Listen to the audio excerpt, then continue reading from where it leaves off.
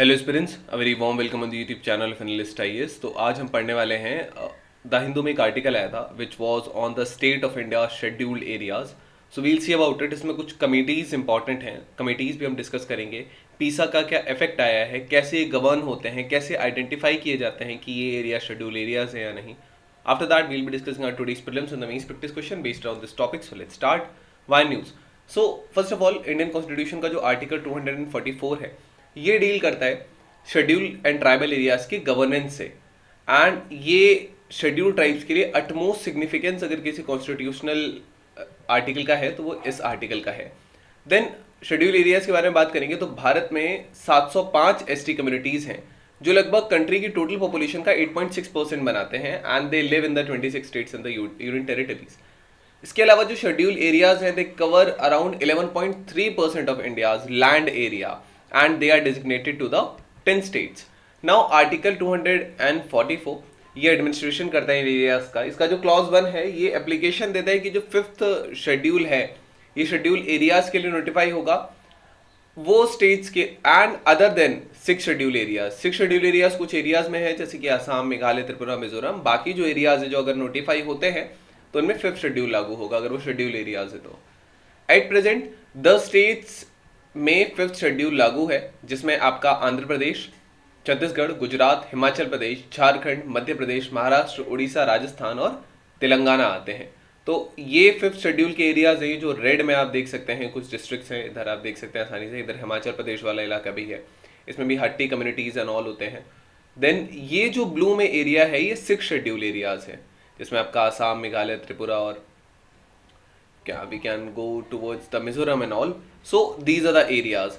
ये partially और fully scheduled areas हैं। So ये एक आपको याद होना चाहिए मेंस आंसर राइटिंग प्रैक्टिस के लिए। It would be beneficial. How are the schedule areas govern. So president of India जो है ये किसी भी एरिया को नोटिफाई करते हैं कि शेड्यूल एरिया है या नहीं है। स्टेट्स जहां शेड्यूल एरियाज होते हैं उनको एक ट्राइबल एडवाइजरी काउंसिल बनाना पड़ता है। ट्राइबल एडवाइजरी काउंसिल जो है इसमें लगभग 20 एसटी मेंबर्स होते हैं। ये गवर्नर को एडवाइस करेगा इन टर्न जो भी एसटी वेलफेयर से रिलेटेड मैटर्स आते हैं। अपार्ट फ्रॉम दिस जो यूनियन गवर्नमेंट है ये स्टेट गवर्नमेंट को डायरेक्शंस दे सकती है इन एरियाज के एडमिनिस्ट्रेशन का। गवर्नर कोई भी लॉ जो पार्लियामेंट ने एनेक्ट किया हो या स्टेट लेजिस्लेटिव असेंबली ने एनेक्ट किया हो इसको अमेंड कर सकता है या रिपील कर सकता है अगर उसका एप्लीकेशन जो है वो शेड्यूल्ड एरियाज पर आ रहा है तो। मोरओवर एक एनुअल रिपोर्ट हर साल प्रेसिडेंट को सबमिट करने के लिए गवर्नर बाध्य होते हैं। गवर्नर रेगुलेशंस भी बना सकते हैं, स्पेशली जो लैंड है ट्राइबल लैंड जो है उसको प्रोहिबिट कर सकते हैं, रेस्ट्रिक्ट कर सकते हैं उसके ट्रांसफर के लिए, या रेगुलेट कर सकते हैं इस लैंड के अलॉटमेंट को, मनी लेंडिंग को उस एरियाज की। जो panchayat extension to schedule areas act है which is the PESA act of 1996 ये ग्राम सभा को एम्पावर करता है कि ये सब्सटेंशियल अथॉरिटी बेसिकली एक्सरसाइज कर सकते हैं उस एरिया में, and that too through the direct democracy. However ये जो पावर है ये अभी आगे जाके देखते हैं, they have hardly remain and is significant. So what is the effect of the PISA in the schedule areas? जो गवर्नेंस प्रोविजंस हैं शेड्यूल एरियाज के राजली ये अनइम्प्लीमेंटेड थे। उसके बाद जब 1996 में पीसा आया देन ये इम्प्लीमेंट हुए। जो पीसा है इसने ग्राम सभा जो विलेज असेंबलीज होती है इनको एम्पावर किया कि सिग्निफिकेंट अथॉरिटी जो है वह एक्सरसाइज कर सकते हैं एक डायरेक्ट डेमोक्रेसी के थ्रू। इसमें ये स्पेसिफाई हुआ कि जो हायर लेवल स्ट्रक्चर्स हैं इनके पास पावर नहीं होनी चाहिए, जो लोअर लेवल स्ट्रक्चर्स हैं अथॉरिटी जो है ग्राम सभा उनके पास। नाउ एक क्रूशियल रोल भी प्ले हुआ इन एक्चुअलाइजिंग द कॉन्स्टिट्यूशनल इंटेंशन और जो कॉन्स्टिट्यूएंट असेंबली का विजन था इफेक्टिव गवर्नेंस का शेड्यूल एरियाज में। हाउएवर इसका जो इम्प्लीमेंटेशन है ये वेरी करता है स्टेट और रीजन्स के अकॉर्डिंग। इसका जो एम है ये ग्राम सभा का रोल को एनहेंस करना है डिसीजन मेकिंग में, स्पेशली मैटर्स जो land, natural resources, social economic development से रिलेटेड हो, खास करके शेड्यूल एरियाज में। So this is the case. Now how are the schedule areas identified. ना ही कॉन्स्टिट्यूशन है ना ही कोई ऐसा लॉ है जो कोई भी आपको स्पेसिफिक फ्रेमवर्क या क्राइटेरिया देता होगा कि अगर ऐसा फ्रेमवर्क है तो शेड्यूल एरियाज उस एरिया को घोषित कर दिया जाएगा। हाउएवर 1967 का जो देबार कमीशन रिपोर्ट आया था इसके बेसिस पे कुछ नॉर्म्स हैं कि हम एक एरिया को शेड्यूल एरिया घोषित कर सकते हैं। सबसे पहला वहां पे प्री पॉन्डरेंस ऑफ ट्राइबल पॉपुलेशन होनी चाहिए, कॉम्पैक्टनेस होनी चाहिए, एक रीजनेबल साइज होना चाहिए उस एरिया का, एक वायबल एडमिनिस्ट्रेटिव एंटिटी में होना चाहिए जैसे किसी डिस्ट्रिक्ट में, ब्लॉक में या ताल्लुक में, इकोनॉमिक बैकवर्डनेस होनी चाहिए उस एरिया में, आसपास के एरिया, नेबरिंग एरिया से अगर हम कंपेयर करें तो कॉम्पैक्टनेस मतलब कि जो विलेजेस हैं वो कंटिन्यूअस हो, मतलब आसपास ही विलेजेस हो, उनमें आपस में लिंक्स वगैरह हो, एंड ये सारे ही शेड्यूल एरियाज में एग्जिस्ट करते हो। कोई भी लॉ प्रेस्क्राइब नहीं करता minimum percentage of schedule tribes की इतना मिनिमम होना चाहिए, ना ही कोई ऐसा कट ऑफ डेट है कि उनके आइडेंटिफिकेशन के लिए। देन भूरिया कमीशन, जो भूरिया कमेटी है, ये यहाँ याद रखनी है, Bhuria committee it basically noted कि जो मोस्ट रिसोर्स और रिच ट्राइबल इनहेबिटेड एरियाज हैं उनको डिवाइड कर दिया एडमिनिस्ट्रेटिव बॉडीज ने।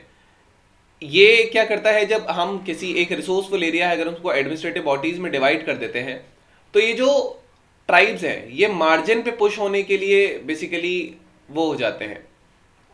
सो दिस इज इट, ये मार्जिन पे पुश हो जाते हैं एंड इससे एक आर्बिट्री पॉलिटिको एडमिनिस्ट्रेटिव डिसीजंस चले जाते हैं। नाउ 1955 में भूरिया कमेटी ने यह भी रिकमेंड किया था कि जो प्रोविजंस हैं पंचायत राज के इनको एक्सटेंड किया जाए, ये जो एक्सक्लूडेड कुछ विलेजेस हैं, लेकिन ये रिकमेंडेशंस जो है इंप्लीमेंट नहीं हुए, बीच बीच में न्यूज में आता रहता है जब ये आते हैं। हाँ, वो पीसा ने फाइनली इस जो एम्बिग्यूटी लॉ में इसको सेटल किया, इसमें विलेज को आइडेंटिफाई किया गया। सो विलेज को एक ऑर्डिनरी बेसिकली बोला गया कि इट इज अ हैबिटेशन और अ ग्रुप ऑफ हैबिटेशंस, और इज इट अ हैमलेट और a group of hamlets. Hamlets मतलब छोटे जो झोपड़ियां टाइप होती हैं, and it comprises a community and managing it affairs in accordance with the traditions and the custom. So this is what a village is. So then the forest right act 2006 आया, इसने भी यही definition adopt किया।